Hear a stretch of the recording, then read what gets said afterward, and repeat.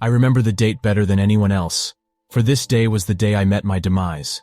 It was seemingly average to most, with the exclusion of a few, but to me, it was what changed my world and my perception of time. August 14th, 1874. I was the owner of a farm down south, a farm that made my wife and I's living. It was rather small, but it was enough.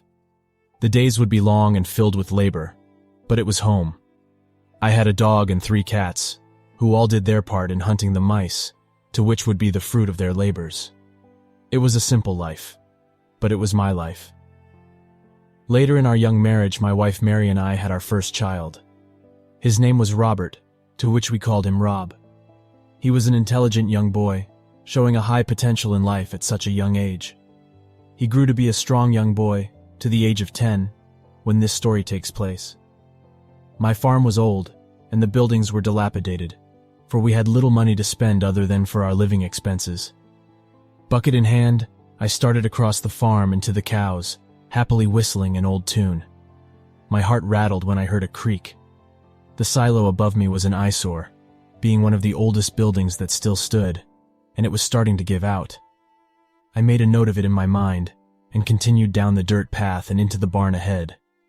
I tensed when I caught sight of Rob standing in front of the barn, awaiting me.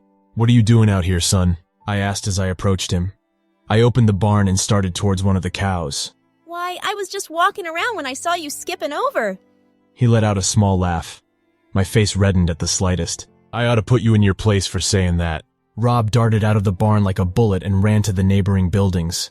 I dropped the bucket and started after him. I heard the creaking louden, and sure enough, Rob was running in the silo's direction. I sprinted as fast as I could, but Rob was no easy kid to catch. I could hear him let out a playful laugh when I suddenly heard the roof give in.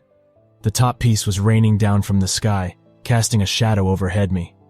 I was running faster than a grasshopper, so it'd be no easy task to stop before the roof hit the ground.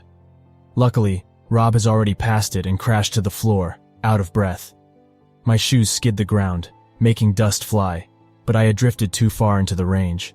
The million-ton piece had hit the ground, making my dust cloud seem like a cigarette smoke compared to the full cloud. My vision went dark. I didn't feel anything from the fall, strangely enough, so I brushed myself off and headed out of the ruins.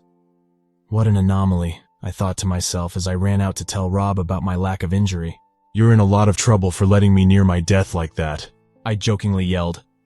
Rob's expression didn't follow through with my comment, though, like he hadn't heard me. Instead, he stared with the color drained from his face. I approached him, this time right near him. "Son!" I yelled. He was ignoring me, I thought. Rob ran in the direction of the house.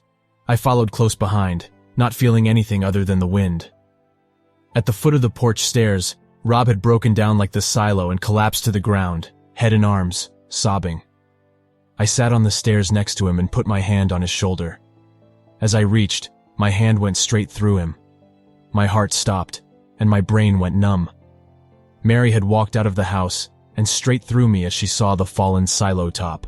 It's horrible! Dad got crushed! Rob cried out. Mary's eyes teared up. "Don't move out of this house, you hear? Get inside and make yourself comfortable." "Hello?" I yelled. Neither of them had heard me. Mary ran to the ruins. I followed, jumping off the stairs. My eyes widened as I realized I was still at the level of the stairs, flying. By concentration, I was able to move at an incredible speed. I passed Mary in a second and head to the pile. I froze as I saw below the rubble was a large puddle of blood. It came true to me, all those legends and stories, for I had turned into none other than a ghost. The following days were heavy.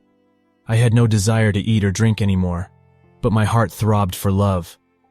I saw my own funeral, where my family cried themselves to the next day. I didn't feel tired, but I sure wanted to rest all this emotion off, so I fell asleep in my barn. When I awoke, the walls of our bedroom had chipped, and a musty smell hit me. I started out into the hallway, where it looked worn.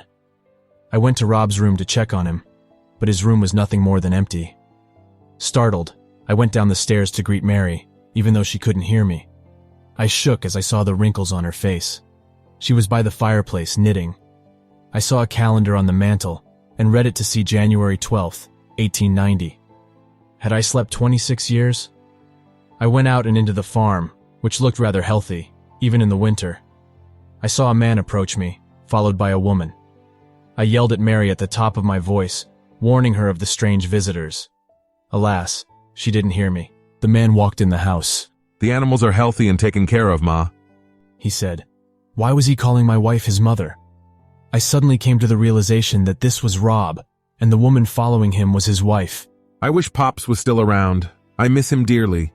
He'd be proud of my work here, he said delicately. A tear formed in my eye. I wanted to tell him that I was still here, but they would never be able to hear me. I knew that I didn't want to be here anymore. I closed my eyes and drifted off into sleep. I awoke to darkness. The musty smell was very clear now. The floorboards were broken, the wall paint was nearly gone, and the items in the house were gone too. My heart raced. I flew out of the house and onto the field, where all the buildings were covered in ivy. I smelled something strange, yet satisfying to my nose. I flew up ahead where I saw a large strip of hard gray rock. Moving objects with wheels raced by incredibly fast. I followed the strip endlessly until I came across a town with the objects all over it. Where was Mary? Where was Rob? I looked up at the church where the sign read, August 14th, 1919. I had been gone for 45 years. I wanted to see Rob more than anything right now. Perhaps now I could finally talk to him? As my desire grew, I was brought to him. My body flew for what seemed like forever at top speed until I came upon his house. Inside was an old man and his wife. The old man was pouring himself a glass of tea, and the woman was knitting by the fire, just as Mary did in 1890. I kept trying to reach for objects to get their attention, but my hand went through everything. A knocking shook the door. The woman opened the door to reveal two small children. They must have been Rob's grandchildren, which means Mary must have passed away by now. As they greeted each other, I closed my eyes, wanting to get out of this place as fast as I could. I went back to our house and fell asleep. I awoke in the house, but I quickly flew out and onto the street, where the objects were everywhere. I found the church, which looked brand new. The clock read, June 11th, 1955. On the gray strip was where several more objects passed, this time a dark green. There were a bunch of soldiers on the top of it, with the strangest uniforms I've ever seen. This time, I decided to learn about the future. I wanted to know what all this was. So I stayed around the city for a long time. It was not until a year after that I knew what cars and roads were, and that telephones were these magical devices that allow you to talk to somebody from far away.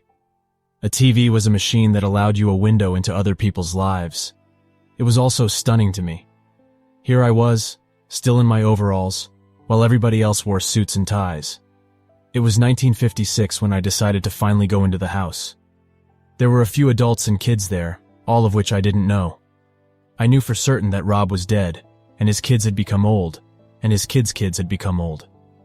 By this time, I figured my great-grandchildren were alive. It haunted me, but I wanted to go ahead. I closed my eyes and drifted to sleep. I awoke to hear the sound of cars everywhere. I flew out of the house to see the roads and buildings, which were much taller.